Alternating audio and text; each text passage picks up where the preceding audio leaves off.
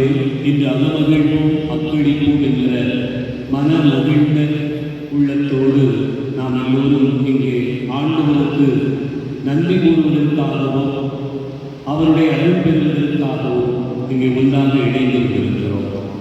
2025 ஆண்டு இறைவன் செய்திருக்கக்கூடிய எல்லா நன்மையான காரியங்களுக்கு நன்றி கூறி மகிழ்ந்திருந்தோம்.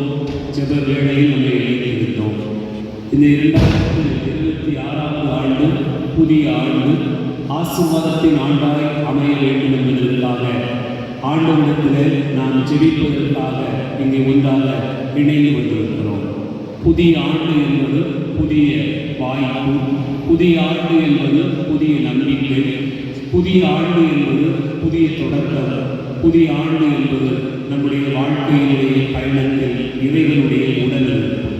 இப்படியாக ஆண்டவருடைய பேரன்மை, அவருடைய இலக்கத்தை நாம் நினைவு கூர்ந்து ஒவ்வொரு நாளும் பயணிக்க வேண்டும். அனைவருக்கும் புத்தாண்டு நல்வாழ்த்துக்கள். 2025 ஆண்டு முடிந்து 2026 ஆண்டானது ஆரம்பமாகிறது. கடந்த ஆண்டில் இறைவன் நமக்கு பலவிதமான நன்மைகளை செய்திருக்கிறார். அதற்கெல்லாம் நான் நன்றி கூறுகிறோம்.